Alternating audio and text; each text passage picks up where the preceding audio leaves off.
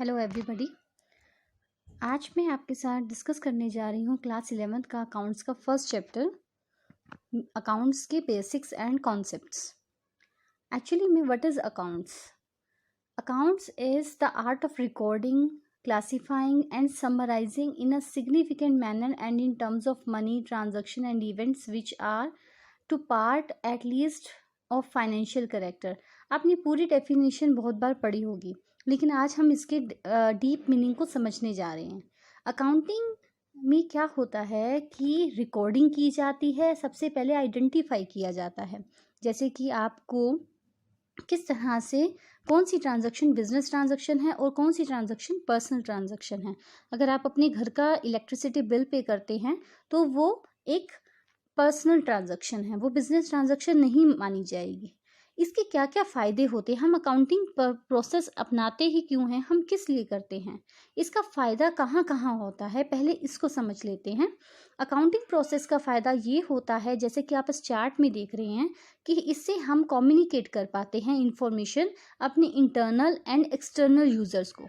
इससे हम economic events जैसे कि sale of merchandise to the customers, rendering services to the customers, purchase of material from the suppliers, जितनी भी events जो रिलेटेड होती हैं बिजनेस से, वो हम यहाँ पे रिकॉर्ड करते हैं। इसलिए उनको हम पहले आइडेंटिफाई करते हैं, फिर उसे मनी के टर्म्स में मेज़र किया जाता है, कितनी मशीनरीज परचेज हुई, कितना स्टॉक आया, उसको हम पहले मेज़र किया जाता है, कितने का स्टॉक आया, अमाउंट कितना है, उसे हम टोटल अमाउंट कैलकुलेट करते हैं, उसकी फिर हम रिकॉर्डिंग करते हैं, जिसको हम जर्नल एंट्रीज में रिकॉर्ड करते हैं।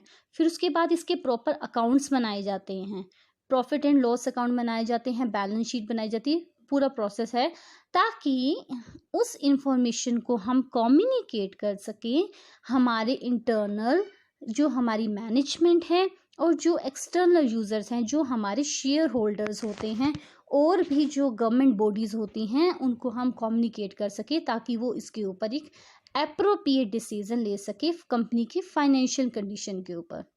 ओके, तो उसके बाद हम इसे कम्युनिकेट करते हैं।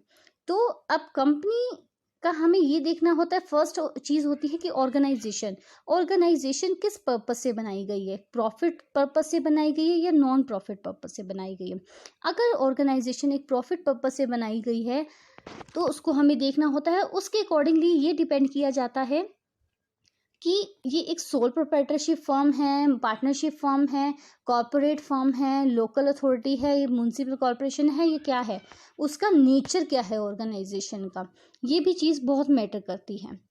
इसके बाद आती है इंटरेस्टेड यूजर्स ऑफ इंफॉर्मेशन, जैसे कि मैंने आपसे बात की थी, एक होते हैं इंटरनल यूजर्स, जैसे chief executive, financial officers, vice president, business unit manager, जो कंपनी के अंदर बैठ के कंपनी के प्रोडक्ट्स का, कंपनी के फाइनेंशियल पोजीशंस का जायज़ा लेते हैं, उसको समझते हैं, ताकि कंपनी प्रॉफिट में जा रही है। वो अंदर जाके हर एक चीज़ को चेक नहीं करते हैं, एक एक प्रोडक्ट को चेक नहीं कर सकते, इसलिए क्या हो रहा है, किस तरह से हो रहा है, उसके ऊपर उन्हें जजमेंट लेनी होती है। इसके बाद आता है accounting as a source of information. Accounting से हमें किस तरह की इंफॉर्मेशन मिलती है, provide information for making economic decisions, हम इकोनॉमिक डिसीजंस ले सकते हैं। Serve the users who rely on financial statements, जो फाइनेंशियल स्टेटमेंट्स, जो एक आउटसाइडर है, वो कंपनी के अंदर आके नहीं देखता, वो फाइनेंशियल स्टेटमेंट्स को चेक करता है कि कंपनी किस तरह से जा रही है, इसको कितने प्रॉफिट्स हो रहे हैं। शेयर मार्केट में कभी आपने देखा होगा कि अगर न्यूज़ आती है कि क्वार्टरली प्रॉफिट्स बहुत ज़्यादा हो गए हैं या इतने की उम्मीद है, तो शेयर प्राइस पहले ही जंप कर जाता है। वो किस लिए कर जाता है, इस इंफॉर्मेशन क्या है, उसका सोर्स है, ठीक है ना, तो वो उसका सोर्स है। तो provide information useful for predicting and evaluating the amount predict करने के लिए हेल्पफुल होता है, और मैनेजमेंट की जो एबिलिटी होती है टू यूटिलाइज रिसोर्सेस इफेक्टिवली, वो भी इस चीज़ के ऊपर डिपेंड करता है कि कहाँ पर कितने वर्कर्स यूज़ हो रहे हैं, किस प्रोजेक्ट में हमने कितने वर्कर्स यूज़ किए, और इन द फ्यूचर उसकी आउटपुट कैसे मेंटेन हो रही है। तो ये सब चीज़ें मैटर करती हैं, सिर्फ फाइनेंशियल और अकाउंट्स को हम देख के चेक कर सकते हैं। अब सिर्फ एक बिजनेस में सिर्फ फाइनेंशियल अकाउंट्स नहीं होता, उसकी ब्रांचेस कही गई हैं, आप इसे सब पार्ट्स कह सकते हैं ऑफ अकाउंटिंग। अकाउंटिंग के इन्होंने फाइनेंशियल अकाउंटिंग, कॉस्ट अकाउंटिंग और एक और अकाउंटिंग होती है। फाइनेंशियल अकाउंटिंग में क्या होता है कि जैसे कि मैंने आपको बताया, record of financial transaction, preparation and presentation of financial reports, ठीक है ना। तो ये सब कुछ आता है जिससे कि हम कंपनी का प्रॉफिट एंड लॉस चेक कर सकते हैं, उसमें बैलेंस शीट में क्या है ये सब कुछ चेक कर सकते हैं। इससे हमें कंपनी की फाइनेंशियल पोजीशन साउंड है या नहीं है, आने वाले टाइम में कंपनी कैसे ग्रोथ करेगी, और उस तरह से हम उस चीज़ को एक्सपेक्ट भी कर सकते हैं और उसको अभी के प्रेजेंट में क्या चल रहा है हम उसको जान सकते हैं। इसके अलावा होती है एक कॉस्ट अकाउंटिंग।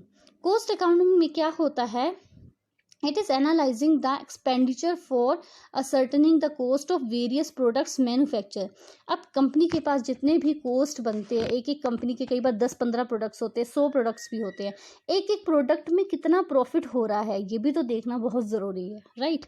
तो एक प्रोडक्ट में कितना प्रॉफिट हो रहा है या नहीं हो, या दूसरे में ज़्यादा हो रहा है, एक में कम हो रहा है, तो हमें ये पहचानना है कि जिसमें कम हो रहा है तो वो क्यों हो रहा है, फिर उसके स्टेप्स लिए जाएंगे। लेकिन हमें उस प्रोडक्ट के रिगार्डिंग जो अकाउंट्स होंगे वही हेल्प करेंगे, राइट, उस चीज़ को समझने के लिए। तो उसके लिए भी एक प्रॉपर अकाउंटिंग है जिसको हम कॉस्ट अकाउंटिंग बोलते हैं। इसके बाद आती है मैनेजमेंट अकाउंटिंग। मैनेजमेंट अकाउंटिंग जो होती है वो डील करती है with the provision of necessary accounting, जिससे कि हमें लोगों के इंटरनल जो पीपल होते हैं जो ऑर्गेनाइजेशन में, उनको हेल्प करती है डिसीजन लेने के लिए। जैसे बजटिंग होगी, मैनेजमेंट बजटिंग होगी, असेसिंग प्रॉफिटेबिलिटी होगी, तो इन सब चीज़ों में मैनेजमेंट अकाउंटिंग का रोल बहुत ज़्यादा होता है, वो उस चीज़ को हेल्प करती है। अब हम ये जानने की कोशिश करते हैं कि हमने जो अकाउंटिंग के पर्पस पढ़ी है, लेकिन इसकी क्वालिटेटिव चीज़ों को महसूस करते हैं, कि इसको जानने की कोशिश करते हैं। जैसे एक है रिलायबिलिटी, कि इसकी कितनी रिलायबिलिटी है, वहाँ से देख के हमें रिलायबिलिटी का पता चलता है। सेकंड है रेलेवेंस। रेलेवेंस का मतलब होता है helping them form prediction in the future about the outcome of the past, present and future. हमने पास्ट में जो डिसीजन लिए उसका फ्यूचर में कितना प्रॉफिट हमें देखने को मिला, वो कौन बताएगा, अकाउंट्स बताएंगे, राइट। हमने प्रेजेंट में जो डिसीजन लिया अभी उसका कितना प्रॉफिट हो रहा है, ओके अभी इतना हो सकता है तो फ्यूचर में इतना भी हो सकता है, वो कौन बताएगा, अकाउंट्स बताएंगे हमें, ओके। तो confirming of correcting the past evaluation, उसकी हमें कंफर्मेशन कौन देता है, अकाउंट्स देते हैं। इसके बाद आती है अंडरस्टैंडेबिलिटी। अंडरस्टैंडेबिलिटी का मतलब है कि यहाँ से हमें एक अंडरस्टैंडिंग मिलती है, समझ मिलती है, हम एक कंक्लूजन पर पहुँचते हैं अकाउंट्स को देख के, ओके, कि जो कंपनी का सिस्टम है कितना साउंड है, किस तरह से चल रहा है, उसके फंडामेंटल्स क्या हमें डेप्थ पता चलती है, उसके फंडामेंटल कॉन्सेप्ट्स कितने स्ट्रॉन्ग हैं, कि अगर ऊपर नीचे कंडीशंस होती हैं, सिचुएशंस होती हैं, तब भी कंपनी कितना प्रॉफिट देती है। तो इन सब चीज़ों को चेक किया जाता है, ओके। तो इससे हमें प्रॉफिट एंड लॉस की कैलकुलेशंस का समझ में आता है, ओके। तो यहाँ पे आ जाती है कंपेरेबिलिटी ऑल्सो। कंपेरेबिलिटी में हम कंपेयर कर सकते हैं पास्ट से प्रेजेंट को, कि पास्ट में किस तरह की परफॉर्मेंस थी, अभी किस तरह की परफॉर्मेंस है। इससे हम फाइनेंशियल रिपोर्ट्स को लास्ट ईयर की इस ईयर से, प्रेजेंट ईयर से हम उसे कंपेयर कभी कर सकते हैं, जिससे हमें पता चलता है कि year on year, Y O Y कितना हमें प्रॉफिट आ रहा है। Objective of accounts. Objective of accounts का मतलब है कि अकाउंट्स हमारे किन किन पर्पसेस को पूरा करता है। Maintenance of records of business transaction, किसी कोई भी बिजनेस ट्रांजैक्शन होगी उसकी रिसिप्ट होगी, उसके रिसिप्ट को देख के फिर एक जर्नल एंट्री पास की जाती है। तो जर्नल एंट्री हम बिल को या कोई भी इन्वॉइस होता है हम उसको देख के रिकॉर्ड करते हैं, ताकि हमें पता चले कि हाँ कहाँ पे उसका एक तरह से ऑडिट सा होता है। तो qualitative characteristics of accounting information में क्या आएगा, कि इसकी क्वालिटेटिव क्या है चीज़ें, जैसे कि अभी हमने सब कुछ पढ़ा है, एक रिकैप कर लेते हैं। एक डिसीजन मेकिंग हो गया, उसके बाद अंडरस्टैंडेबिलिटी जो मैंने आपको बताया, डिसीजन, यूजफुलनेस, रेलेवेंस, रिलायबिलिटी हो गया, रेलेवेंस में आएगा। डेडिकेटेड वैल्यू हमें मिल जाती है, फीडबैक वैल्यू हमें मिल जाती है, टाइमलीनेस, टाइम पे हमें रिकॉर्ड्स मिल जाते हैं। रिलायबिलिटी में आता है वेरिफिकेबिलिटी, हमें वेरिफिकेशन हो जाती है चीज़ों की। ओके, ये इनवॉइस है, ये एंट्री पास हो रखी है, हमारे पास रिकॉर्ड होता है हर चीज़ का। अगर कोई हमने स्टॉक खरीदा है, हमने स्टॉक का रिसिप्ट होगा, इनवॉइस होगा, उसके अगेंस्ट क्या एंट्री पास की हुई है हम क्रॉस चेक भी कर सकते हैं। तो इस तरह से वेरिफिएबिलिटी होगी, न्यूट्रलिटी होगी, ओके, और इस तरह से फेथफुलनेस। तो ये सब चीज़ें आती हैं इसके अंदर। ओके, तो इस यहाँ पे एक एग्जांपल भी दे रखा है कि हमारा टोटल प्रॉफिट 6 लाख हुआ, टोटल एक्सपेंसेस 5,40,000 है, तो प्रॉफिट कितना हुआ 60,000, और टोटल एक्सपेंसेस थे 5,40,000। उसमें से कॉस्ट में से माइनस किया, एक्सक्लूड किया सारे एक्सपेंसेस, तो ये आ गया। तो ये हमें कौन बताता है? ऑब्वियसली हमें ये सारी चीज़ें कौन बताएगा? ये हमें हमारे अकाउंट्स बताएंगे। ऑल राइट, अब क्या होता है providing accounting information to its users. अब मैंने आपको जैसे कि बताया था कि एक इंटरनल यूजर्स होते हैं, एक्सटर्नल यूजर्स होते हैं। स्टार्टिंग में सबसे पहला पॉइंट है इन्वेस्टर्स एंड पोटेंशियल इन्वेस्टर्स।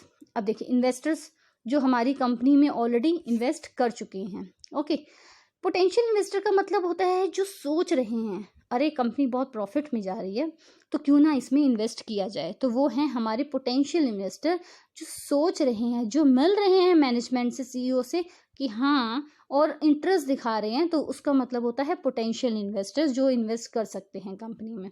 इसके बाद आते हैं employees groups, institutions of the stability, on the stability, profitability and distribution of wealth with in the business, कि एम्प्लॉयज़ को, ग्रुप्स को कितना प्रॉफिट डिस्ट्रीब्यूट हो रहा है। इसके बाद आता है सप्लायर्स एंड क्रेडिटर्स, वो भी देखेंगे कि हमें कितना वहाँ पे अगर हमने बिजनेस में अगर हमने क्रेडिट पे दिया है तो कंपनी की क्रेडिबिलिटी कितनी है कि हमें अमाउंट कितना वापस मिल जाएगा। इस तरह से बहुत सारे पॉइंट्स हैं।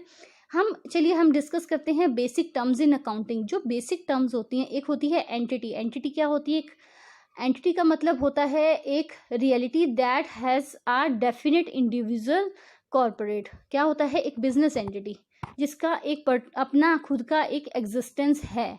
एंटरप्राइज जैसे सुपर बाजार हो गया, आईटीसी लिमिटेड हो गया, हम इसे इसके ओनर के नाम से नहीं जानते, हम कंपनी के नाम, उसका खुद का नाम है, वो खुद उसके नाम से एग्जिस्ट करती है। हम आईटीसी के नाम से जानते हैं।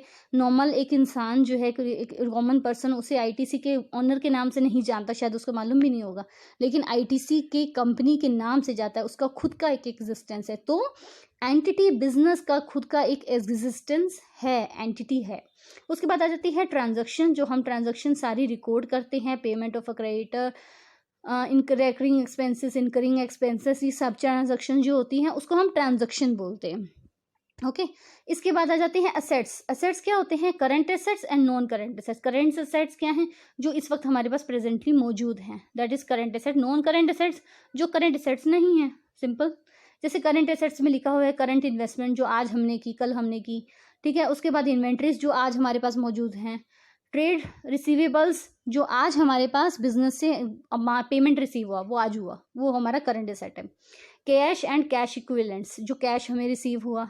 Short term loans and advances, जो हमने शॉर्ट टर्म लोन लिए हैं अभी, मतलब ये होती है मतलब जो विद इन 1 ईयर, जो विद इन 1 ईयर ट्रांजेक्शन है, विद इन 6 मंथ्स ट्रांजेक्शन है, उस पीरियड को हम करंट एसेट्स बोलते हैं। नॉन करंट एसेट्स होते हैं फिक्स्ड एसेट्स, जो 1 साल बाद भी हमारे पास रहने वाले, 7 साल, 10 साल, 20 साल, 25 साल हमारे पास कंपनी के पास रहने वाले, that is fixed assets.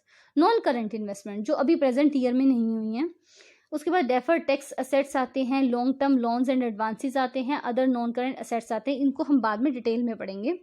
Okay, इसके बाद आ जाते हैं टेंजिबल एसेट्स, ओके, जो हम देख सकते हैं। इंटेंजिबल एसेट जो हम नहीं देख सकते। वर्क इन प्रोग्रेस कैपिटल, जो हमें डेली के लिए कैपिटल चाहिए होती है। लाइबिलिटीज, लाइबिलिटीज क्या होती है? एक ऑब्लिगेशन होती है कंपनी की, कि जो डेप्ट होता है that N enterprises has to पे at the same time in the future.